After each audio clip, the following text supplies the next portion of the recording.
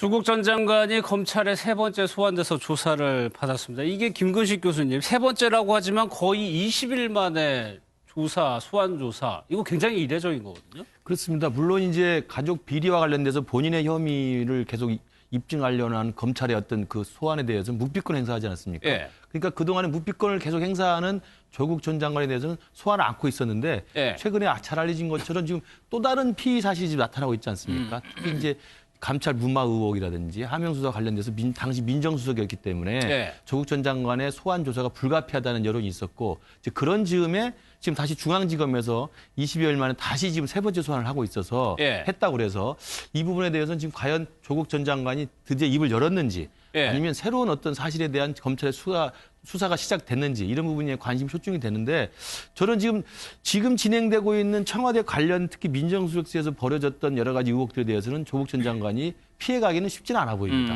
가족들 비리나 본인에 관련된 가족 관련 비리는 자기가 그걸 방어권 행사할 수도 있고 무피권 행사할 수 있지만 예. 당신이 민정수로 있었으면서 자기가 스스로 공직자로서 책임져야 될 역할이 있는 거거든요. 그 역할과 관련된 여러 가지 의혹이 지금 제기되고 민정수석을 제외한 나머지 백원우 비서관부터 반부패 비서관, 그다음에 특감반장까지 다 조사가 끝난 사안에 대해서는 결국 네. 자신 스스로가 이야기를 해야 되는 상황이니까 물론 그 부분에 대한 조사가 이루어졌는지 모르겠습니다만 20여일 만에 다시 재개된 검찰의 조국 전 장관 소환. 네. 이것은 앞으로 있을 조국 전 장관에 집중되어 있는 청와대 관련 여러 가지 혐의에 대해서도 조국 전 장관이 입을 열어야 되는 예. 그런 아마 이제 귀추가 주목되는 대목인 것 같습니다. 그 부분 뭐 이후에 나온 의혹에 대해서는 동부지검에서 하는 거니까 거기서 또 부르면은 그 수사가 이제 본격화됐다고 볼 수가 있을 것 같은데 이도하 변호사, 박형철 비서관입니다. 이제 사의를 표명을 했고 이제 관둔 변호사로 돌아간다는 보도가 나오긴 했는데 그 동안에 굉장히 난처했다라고 알려져 있어요. 검사 출신인데 청와대에서 근무를 했는데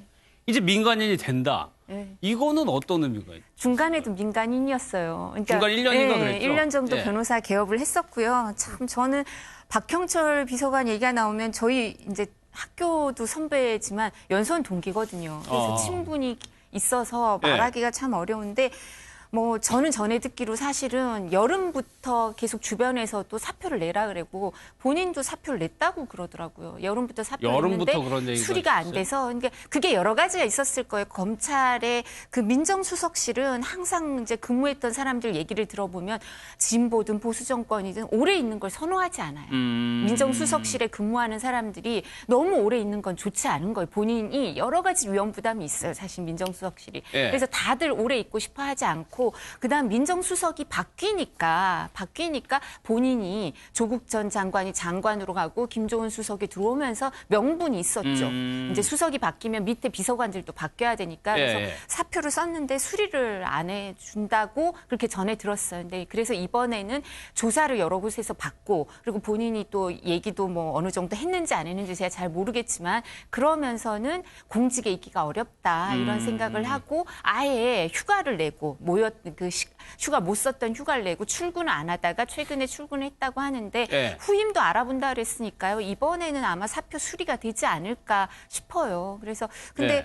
뭐 조국 전 장관은 그 상급자였고 또 뿐만 아니라 윤석열 검찰총장과는 인간적으로도 가까웠고 그 국정원 사건 때 운명을 같이 한 사람들이죠. 그랬죠. 그렇기 네. 때문에 여러 가지로 곤란할 거예요. 그리고 본인의 친정이었던 검찰에 뭐 참고인이든 어떻든 조사를 받는다는 것 자체가 후배들한테 그리고 민정수석실에 근무를 했었던 사람인데 이제 검찰의 조사를 받는다는 것 자체가 여러 가지 부담이어서 이번에는 주변에서도 그렇고 본인도 꼭 사표 수리되길 바라고 있다고 합니다. 알겠습니다. 김기현 전 시장과 황운하 청장이 인터뷰에서 격돌을 했네요. 얘기를 좀 들어보도록 하겠습니다. 선거를 짓밟은 테러입니다. 정치 테러입니다. 헌정농단 사건입니다.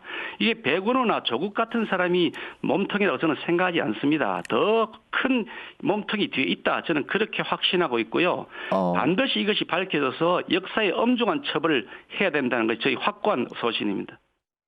선거에 패배하신 후에 여러 가지 억울한 심경이 드실 거는 이해는 합니다. 그러나 민심을 겸허하게 받아들이는 것이 책임 있는 정치인의 모습이죠. 선거 패배의 책임을 경찰 수사로 돌리는 것은 이것은 과도한 피해자 코스프레라고 생각합니다.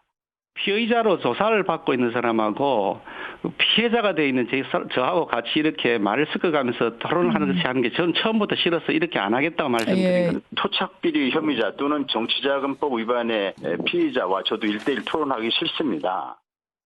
이게 양재열 변호사님, 수사를 했던 당사자, 수사를 당했던 사람, 당연히 이게 의견이 엇갈릴 수밖에 없는 접근이 했거든요. 근데 그렇죠. 굉장히 가시돋친 그야말로 말들을 전혀 아끼질 않고 감추지도 않았습니다. 그런데 이게 참 상황이 뭐 당시에는 김기현 시장이 수사를 받는 상황이었지만 이제 또 황운하 청장이 수사를 받을 수 있는 그런 상황이 됐고, 근데 공교롭게도 사안은 또 같은 거예요. 어찌 보면 당시 김기현 시장을 둘러쌌던 수사가 잘 됐느냐 뭘 됐느냐, 이게 문제가 있는 거냐를 가지고 지금 다투는 거 아니겠어요? 그때는 김기현 전 시장이 좀 불리한 위치에 놓여 있었다라면 지금은 그 사안 자체가 무혐의 처리가 된 이후에 검찰은 그걸 좀 어떻게 보면 잘못된 수사였다라고 보고 수사를 하고 있는 상황이기 때문에 황운하 청장이 조금은 수세에 몰려 있는 상황이지만 또 얘기를 섞는 과정에서는 전혀 또 뒤지지 않는 그런 얘기였는데 문제는 제가 말씀드린 것처럼 그거를 결국에는 그때도 무혐의란 건 검찰이었고 지금도 사실 그 법적으로 결정권을 가지고 있는 건 검찰이 어차피 힘이 더 세다고밖에 볼 수 없잖아요. 그래서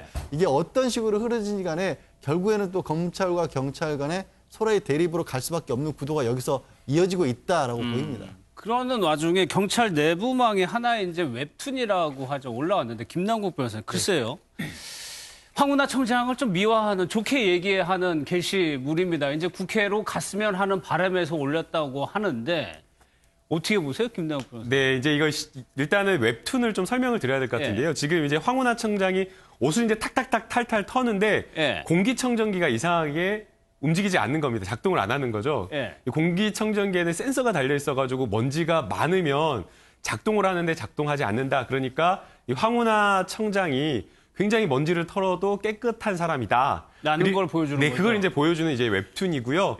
그다음에 이제 황운하 청장이 사실은 박근혜 정권에서 굉장히 검경 간에 쓴소리하고 또 검찰 수사권과 관련되어서 굉장히 조금 강다니는 그런 모습을 보여가지고 검경 수사권의 경찰로서의 어떤 상징, 어떤 그런 모습을 보여줬기 때문에 아마 경찰 조직 내에서는 후배들이 굉장히 많이 따르는 것으로 보이는데요. 지금 이제 경찰 내부망에 저 올라온 사파는 경찰이 직접 그린 건 아니라고 이야기를 하고 있고요.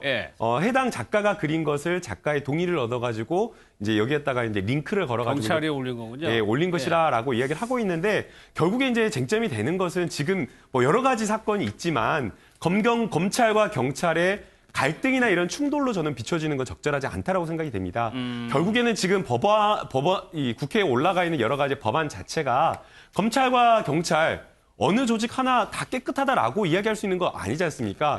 김기현 지금 울산시장 측근 비리 사건과 관련되어서도 불기소 처분 나왔는데 누가 보더라도 왜 이게 불기소 처분이 나왔느냐라고 하면서 문제 제기하는 그런 사람들 상당히 많고요.